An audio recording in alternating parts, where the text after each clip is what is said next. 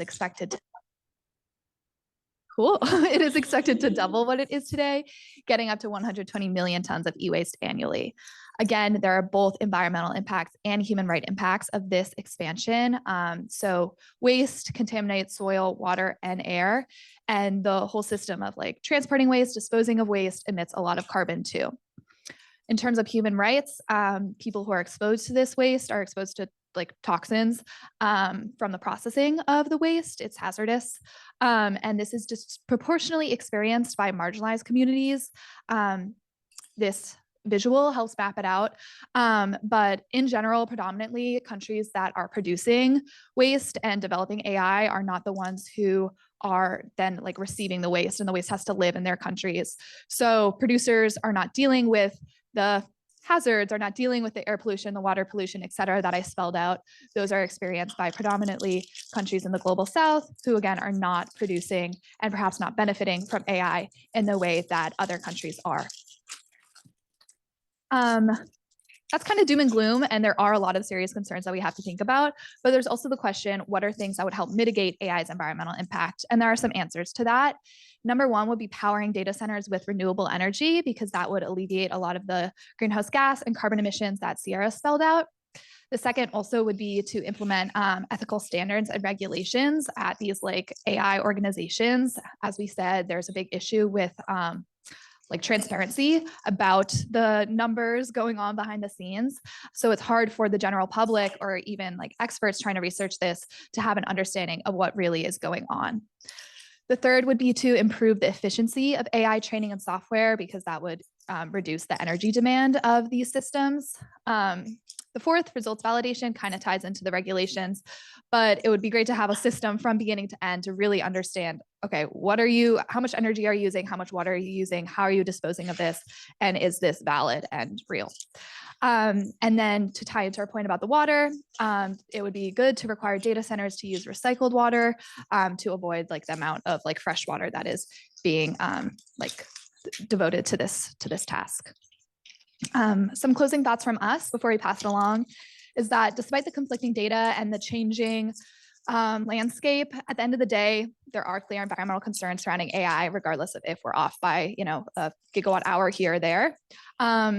And still, it is important to contextualize AI with other things that we use daily and might not consider as much, that put a strain on energy and natural resources.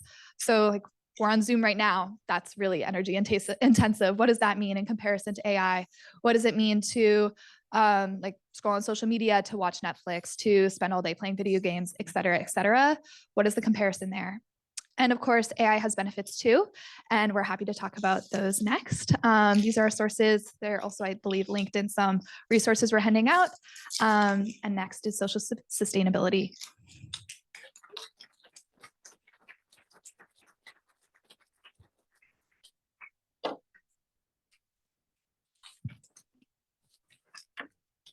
A quick thank you to Sierra and Camille for the introduction and the start. So Nicolai and I are both from the Lantern, primarily STS focused. It would be great if you guys want to learn more about STS to reach out to us. We're going to talk today a little bit about this idea of social sustainability, what it means. Specifically, I'm going to begin by talking about kind of like the cultural impacts of AI, and then this idea of self-sustainability, what it is. Nicolai will finish off with some considerations and alternatives. So to start, I think at first glance, AI seems like a pretty productive tool for the spread of cultural ideas, right? It was originally created to translate texts. And so obviously that provides an avenue for disseminating kind of important cultural ideas, as well as, it's primarily a generative tool, a creative tool. And, creation is really derived from like cultural traditions, norms, et cetera. And so there's a lot of power there in spreading different cultural ideas and norms. But, we need to remind ourselves that really input determines output. And what I mean by that is like the training data that these AI are based off of really determines, what, they're going to provide to users, the perspectives that they're going to have, the information they're going to have on different cultural ideas. So to kind of visualize this graph is a graph of internet penetration in 2021. So what that means kind of is that it's reflective of, internet use throughout the world. And we can see that it's not equally distributed. So what that means is that, these AI agents that are picking up information data collected on the internet are not going to have the same level of knowledge about, say, like sub-Saharan cultural norms compared to like westernized cultural norms, right? And so that means then is that the stories that we get are primarily dominated by the information that it, you know, has the most of. So these Western norms, stories will be homogenized, potentially not fully reflective of values, and also have issues with, you know, nuance and authenticity. You can kind of imagine like, you know, who's going to have more knowledge about your culture, your grandmother or ChatGPT, right? Most likely your grandmother. So now to touch kind of on this idea of like social sustainability, what it means, it's, you know, we define it really as this kind of like ongoing continuous effort to really remain independent, to have agency and autonomy without over reliance on other people. You know, why is that important when we talk about ChatGPT? Well, ChatGPT, as I mentioned, is primarily a creative, a generative task, right? So we're creatives when we use ChatGPT, but not in the traditional sense. We're primarily breaking down our ideas in this form of like task decomposition and delegating them to chat, right? And so I like to think of it as instead of being creatives, instead of being the doers, we're managers, you know. But the thing is, of course, being a manager isn't primarily a negative, right? We all have managers in our jobs in the real world. But the issue, of course, comes when we talk about critical thinking, right? Critical thinking is primarily analysis, ideation, judgment formation. But when we interact with ChatGPT and other AI models, it's now information verification. It's feedback. You lose a lot of agency and ownership over the information that you're, you know, dealing with, over the ideas that you have supposedly. And in the process, skills atrophy. You know, you lose skills. And so the question then really becomes, what skills do we want to have? And then moving on to think about some considerations when we're using AI and when we approach it. First off, as Andrew mentioned, how it impacts our cognitive skills. We can also think about when is this reaching a point of, oh, I am really dependent on this and I can't figure out the homework prompt without pasting it in and checking with ChatGPT first, versus do I have any other tools at my disposal that don't have as many social and environmental concerns at hand? And then also in particular, as we see AI being integrated into more social services, especially in the mental health fields where chatbots have been warned against by certain therapists because it has proven fatal for some young folks who have consulted them and they've directed them to do self-harm. Sorry. There's also this balance between bettering access of care versus bettering the quality of the care that we're giving and how AI fits into that. And then finally, since we're all here, we're all worried about it, how would this so-called norm that's starting out, that we're kind of just unregulated, just free reign, there's not really a full governing body talking about how to use AI, when is it going to turn into an expectation of academics? And then here are some examples of sustainably alternative uses of AI in academia. The first one is AI for Humanists, which is a project that spotlighted a group of researchers using LLMs to tell how do people tell stories online. So by recentering humans, it's recentering that agency that we have. And then finally, the Indigenous perspectives, that a lot of Indigenous AI researchers are using their stories to reinsert themselves into a data set not meant for them. And then some closing thoughts are, along with the clear implications that Camille and Sierra told us, we also have lots of social implications that we didn't even cover yet. But things that we should avoid in this conversation is blaming tech as some sort of lone actor, when ultimately it's the idea of choices, us as users, as agents, and also the design and implementation of these tools. And then also letting emotions cloud these dialogues and thinking that one experience dictates the whole field. So these are also our sources.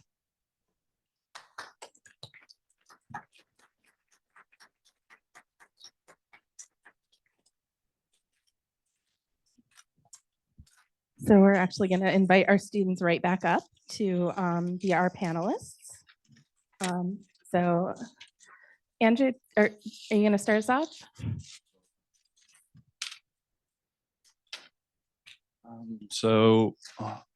Perfect. There you are. For those of you who don't know me, and I see some familiar faces, I'm a junior here. I study computer science and also STS, Science, Technology, and Society.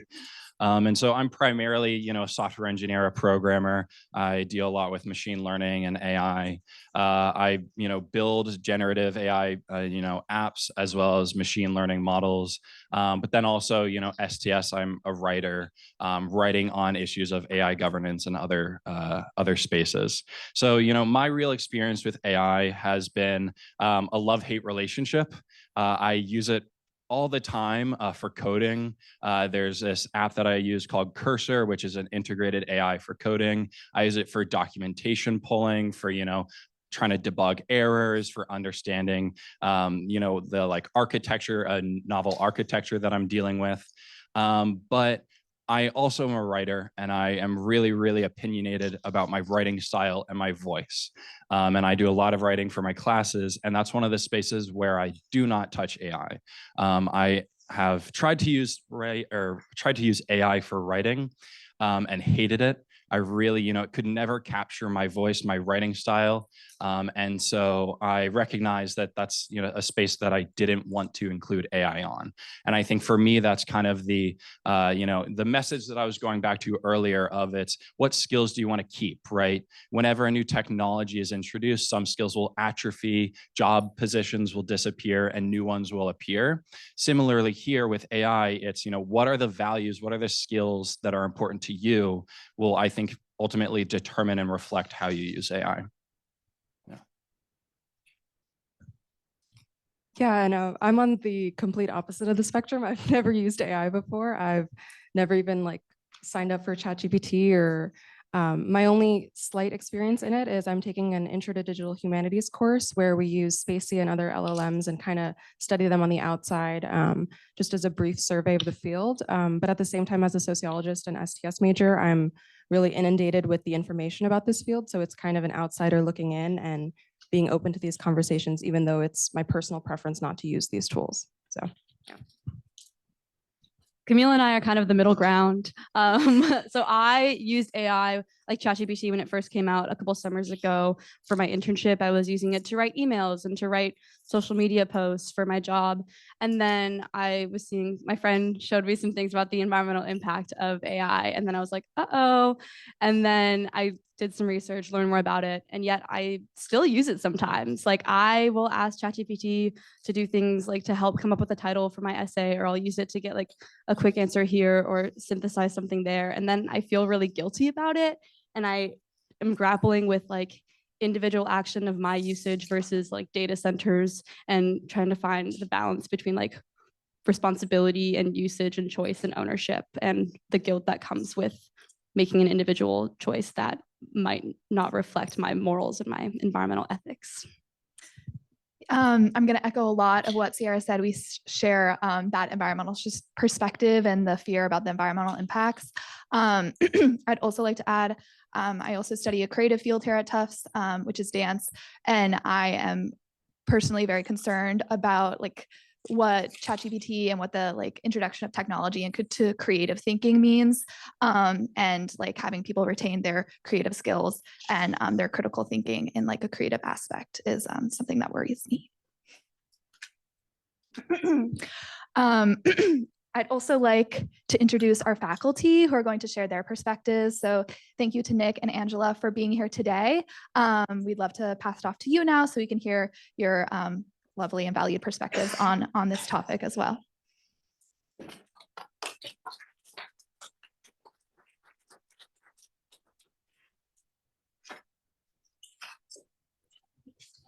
Oh, I don't have any slides. All right, thank you all for coming. Thank you to the students. Those were amazing presentations. You should do that for the faculty meeting because I have seen some significantly worse, not to put anyone on blast, but it would be really great, I think, for us and the faculty to see that. Yeah, so I'm Nick. I am a professor in the anthropology department. I run the Science, Technology, and Society program. And I have a bunch of thoughts about this, and I don't need to bother you with all of them right now at the outset. The first, though, is that a big thing that comes up on the faculty side is what are our obligations to teach students about AI? And I think that there is a distinction we should draw between things that are worth learning and things that are important to teach in our class. So my job is to teach people about anthropology and about science, technology, and society, not to teach people about AI. Because I teach classes on the anthropology of computing, and if you're looking for a course to take in spring of next year, I'm teaching cultures of computing then, and we'll certainly talk about this there.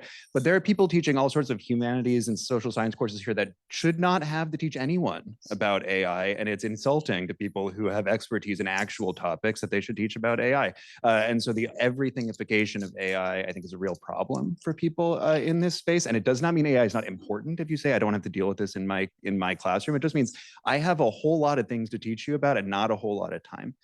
That being said, it is obviously something that you have to deal with because it's inserted into every writing application that anyone's going to use. I was writing in a Google Doc today, and it's like, help. Every time I stopped for too long, the thing would glow and say, help me write, like immediately. And there was no waiting for me. For me, I was like, oh, great. Anything, anytime that I have to, I lost my notes.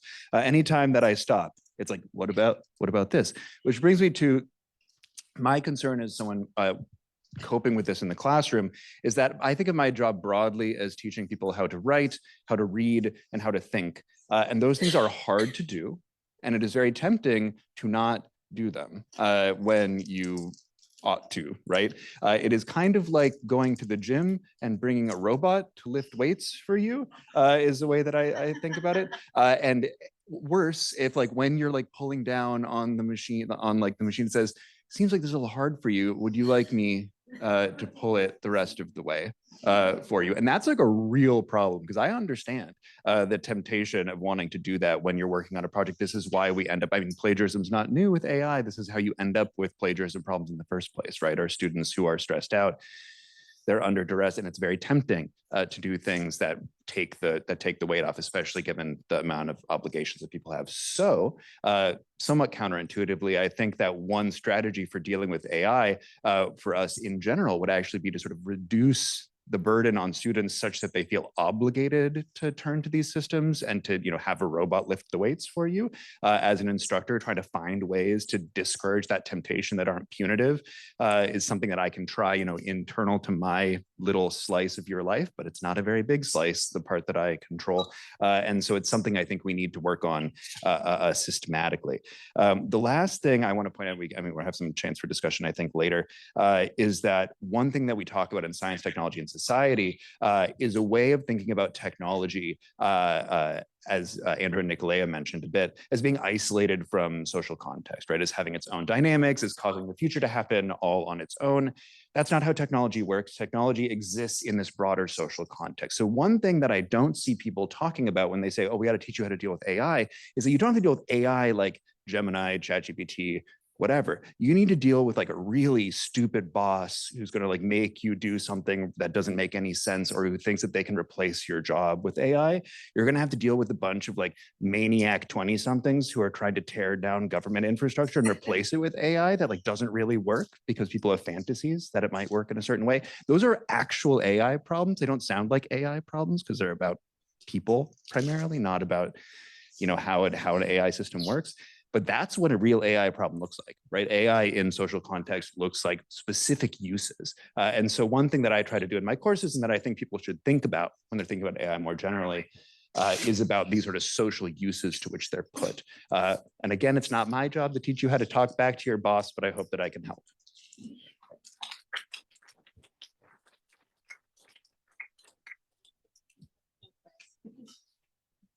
Okay. Hello. That was so eloquent. I can only add on to kind of a slightly engineering perspective. So I am Angela Lai. I come from biomedical engineering. And similarly, I have so many things to say about AI, but I won't take up too much time. I think coming from my own perspective, I teach I'm a teaching professor. So I teach 3 different classes: Capstone, which is an engineering required class where you work on a project for a whole semester that is relevant to industry or research projects. And I also taught scientific reading, writing, and presentation. And that's why I've been thinking a lot about AI, because we saw it show up over and over again in our classrooms. And you might have already noticed yourselves, but it's very easy, or it was very easy, I would say maybe, to detect and know when you were reading something that was AI generated. And I really dislike reading AI generated writing as was expressed already. It's really homogenous, it's really vague, you don't hear the voice of the student. And so I was trying to figure out, how can I get around this, or should I embrace it and figure out how to deal with this? Because if you guys have ever heard of the engineering acronym ENG, it's English no good. And it's because we are always trying to find ways to get around writing. I myself don't really like writing myself either. And so I was like, okay, if I don't like it, I understand why students are turning to it all the time. And remember, I teach reading, writing, and presentation. And so I had to figure out how to get around it in all three aspects. Okay, so what I wanted to say was that mainly the aspect of bias in ChatGPT wasn't so apparent to some students. And so I made that one of my main pillars of teaching in my class. And I've had extensive conversations about this with other faculty in our department. Bias was touched upon, I think, by you guys really, really eloquently. In terms of what I wanted to add on to that is that we also see bias in terms of biomedical engineering with populations. I teach reading, writing, and presentation, right? So reading, a lot of it is, no one wants to read a really dry paper about science sometimes. And so we see students summarizing these fields really, really quickly. Ask a quick question, it summarizes the whole field for you. Amazing. However, we see that a lot of the fringe or minority populations are not represented in this data that's returned to them. And that is just completely overlooked by a lot of different types of LLMs. And I wanted to bring up that we also wanted to talk about different types of LLMs. Everyone talks about ChatGPT. We have Copilot here at Tufts that's paid for. And then there's also Claude and some other aspects as well. So I went through all of these different ChatGPT LLMs and expressed to the students kind of the biases that are between all of these different LLMs as well. Going to grading, I think that's one aspect that I am struggling with right now. I ask students to disclose to me if they're using ChatGPT, and then I don't take off any points. The reason is because if I can understand where students are coming from and why they use ChatGPT, maybe you're using it because you're low on time. I get it. Maybe you're using it because you don't understand a topic. I get it too. If I can collect all of these instances and better understand where students are relying on ChatGPT for, I'm trying to build into my curriculum ways to support these students. And then AI literacy is the last part. I think you guys are here because you're concerned with it already and you want to learn more about how AI works. I built into my own classes some AI literacy as well. So I talk about biases, I talk about these different aspects you can use for prompt engineering, chain linking, all of these prompts. Those things are, I don't know if that's in other classes, but I do think it's important to learn. My perspective is that it's a tool and tools are designed to do certain things. So I might choose a hammer to, nail down something, but I wouldn't use it if I was trying to row my boat, right?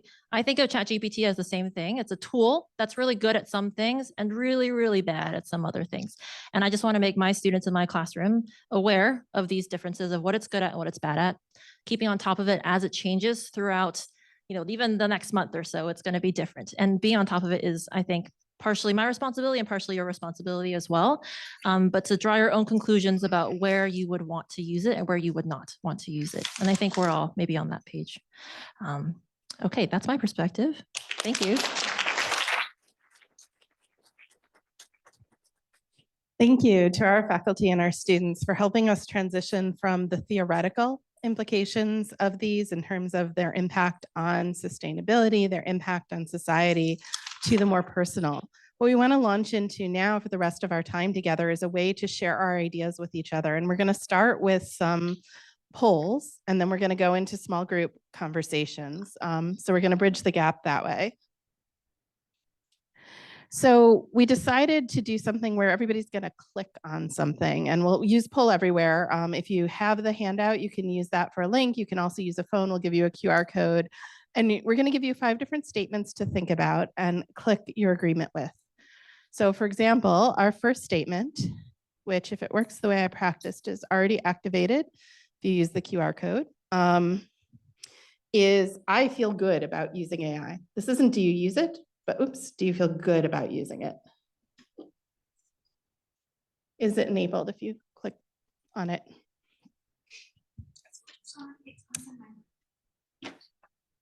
That's my fault.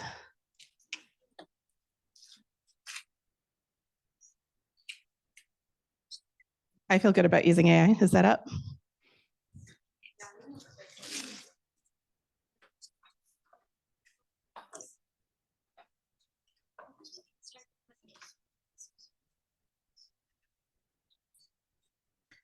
This is why we always have a backup. Here you go. I love technology.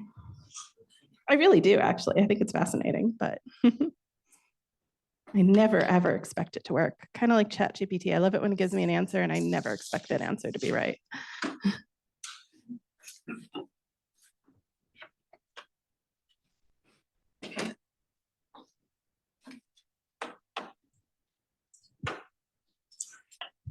I think this is really interesting. We're all over the place. We feel really bad and we feel really good and everything in between. That's beautiful.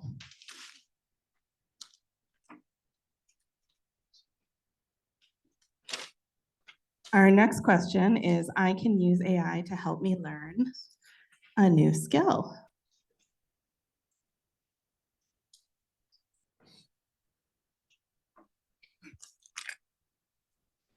So if you totally agree with this, you're green. If you're like, no help.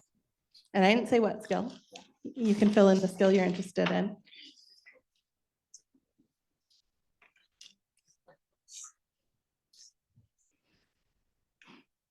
A lot of folks in the middle here.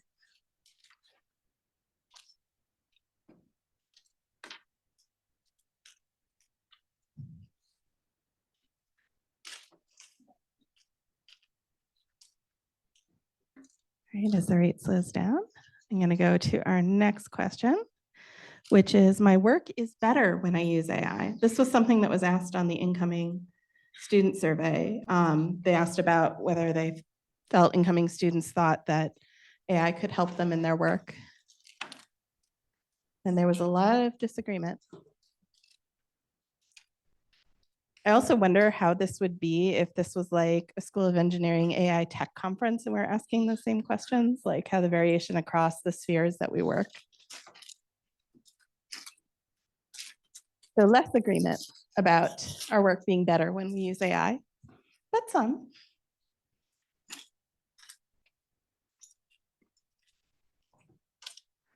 All right, the next one is thinking about corporations and negative impact.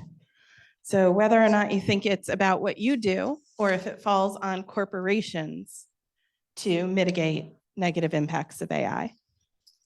So does what I do matter? Does it fall on the corporations to really think through the negative impacts?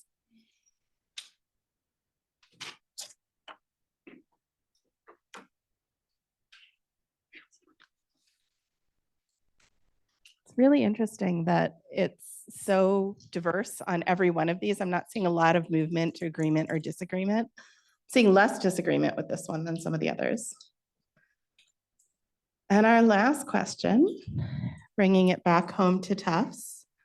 Tufts should provide university guidelines and AI literacy training to all students, faculty, and staff. Oh, look, here everybody's shifting. All right, we want this. That was definitely the message that came out of the last forum too. It's really hard to think about guidelines though when you're thinking about classes like Angela's or Nick's or medical students on clinical rotations. The context in which we work matter a lot. But I think there's a definite need for more conversations about what we're doing, when, and why. All right, thank you for joining in this. This was a transition to sort of show where we are as a whole group, both in person and online. And now we're going to move into some smaller conversations in the room and in breakout rooms online. And I'm going to turn it over to Jean. Hi, everyone. My name is Jean Otsuki. And I work at CELT with Carrie. Thanks so much for coming today. And that was just a fascinating exercise just to see where we are in thinking about these questions. We would like to give you some time now to chat in small groups. And so we'd like to ask you, Heather's going to help those people online to get into breakout rooms. Those of you in person, I'd like you to find 3 to 5 or 2 to 4 people sitting next to you and have a conversation. First, I want you to introduce yourself by just telling people your name, your pronouns, your year or major and department, and one word that describes how you feel when you use or don't use AI, right? Just to get a sense of where we are. So I'll say that for myself, I think when I use AI, I often feel really skeptical, right? I'm just like, I'm not sure what I'm getting. And I know that there's a lot of bias. There's, that the information is faulty. So I'm kind of looking at it as a skeptic. But if I don't use AI, I think I also feel sort of irresponsible because I know that this is developing and that I should be keeping up with it. And in your groups, I'm going to invite people back into the main room. I just want to say too, I love this moment. I love not being able to pull people back from small group talk because I just feel like that is a sign of a really good gathering. So thanks for engaging in that.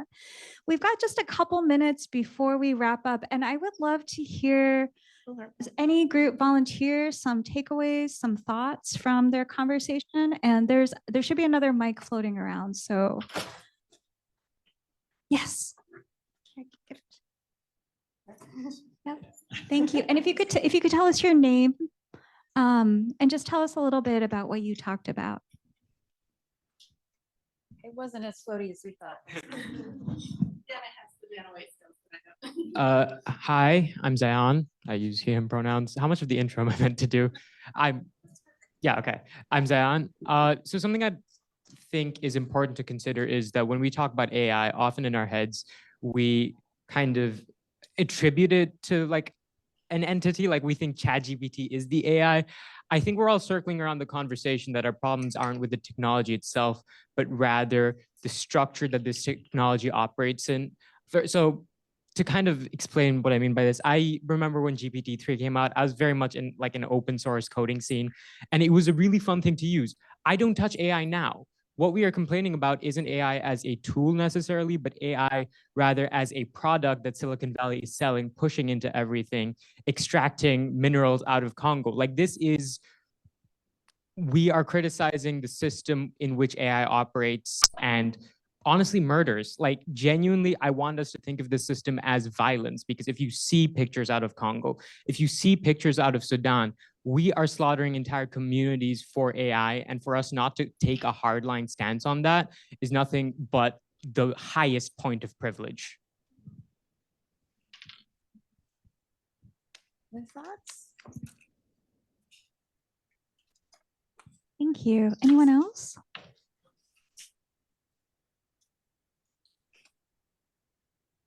Yeah, I haven't got my steps in somehow today. All right, we'll have to go in this way. Hi everyone, my name is Mahak. I use the She Her series. Our conversation was a lot different than that. I think we kind of just focused more about like what AI stands for and like for us in like the educational setting. And we kind of discussed like what values do we attribute when we kind of think about AI, like are we thinking about productivity? Are we thinking about efficiency? Are we thinking about like, is it something I want to use to like be creative, or like, what does creativity mean with it? What does it mean to like learn with it? And I feel like our conversation was more about understanding like where we place ourselves in perspective with AI and like what that would mean for us as like, learners or facilitators and things like that. And I feel like there are like a lot of discussions in terms of like what we were going about, and we spoke about research and how to use it for research, like is it the right thing to use or not? And I feel like our discussions were about like what exactly is the value with the AI, like what value are we attributing, and then how do we kind of place ourselves in the position to use it. So that was interesting.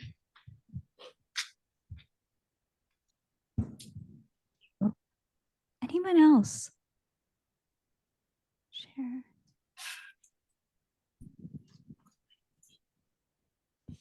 Andrew, I was speaking earlier. I don't mean to dominate the conversation, but from our conversation, we were talking about the kind of like root cause of why AI has been particularly kind of invasive in education. And the thought process was, it requires a lot of self-motivation to avoid AI and to do all of your work, right? Students are particularly overwhelmed and a lot of the time have trouble kind of attributing value to certain assignments or understanding why they should, stay up to 3 or 4 a.m. completing an assignment instead of just throwing it into ChatGPT and going to bed. And so I personally, in my opinion, ChatGPT is also a structural problem. As you said, I apologize, I already forgot your name, but it's not just the tool, it's also the structure around it and how it's been embedded, especially in, the university setting.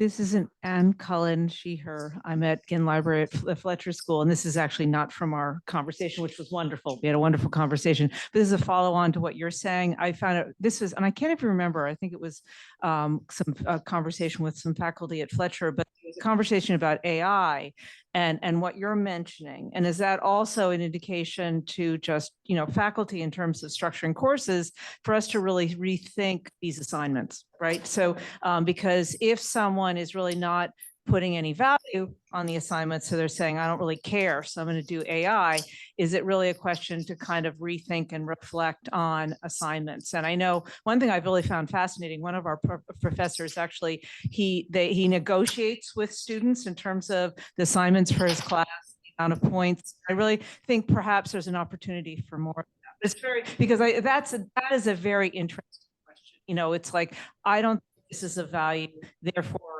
you know, it's not a bad thing for me to use this tool that I kind of think is sketchy.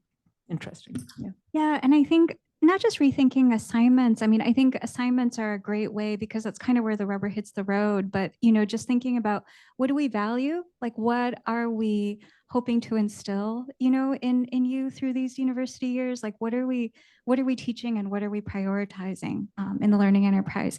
Andrew, I'm going to hand it back to you just to make an announcement, and then we'll go to the exit ticket. The short little announcement, the Lantern, and I'm also part of the AI safety group here that's brand new. We're organizing an event at the end of next week with researcher Gretchen Kruger, who's at the Harvard Berkman Klein Center. She's ex-OpenAI and was one of the employees during their fallout last year who left. So she's going to be coming to talk on a little bit of the misconceptions of AI. And so we'll definitely be blasting out a bunch of information. You'll hopefully see it on the Jumbo Digest and everything. But I just wanted to kind of tune everybody's attention to that upcoming event. Thank you. Sorry, when did you say that was? Next Friday. Yeah. So I believe from 3 to 4. Thank you. And thanks to those of you for engaging in conversation and for sharing. I'm going to turn it over to Carrie to finish this up. Thank you, everyone. I know some people have to run to get to classes, but I do want to capture some of what happened today. So we have an exit ticket for you. And there's a little bit of a motivation behind this exit ticket, building on what you learned today. What is one thing you'd like to see happen next? Something you want to do, something you want Tufts to do. I use these forums to bring you together to talk to each other, but I also want to capture the sentiments of the forum so I can proclaim them loudly from my speaker. And of course, it's not working, is it? Thank you all for letting me know. This is my first time using the integration into Google, and I have to say I'm not so happy with it. All right.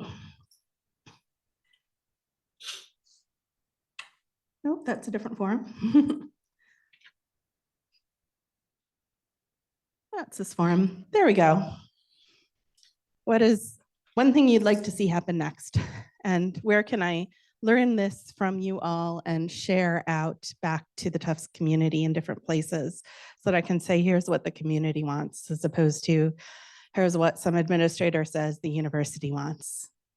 So thank you for sharing your thoughts here. And thank you to everyone for coming. Thank you to our speakers, to our student leaders for enabling this wonderful event. All right.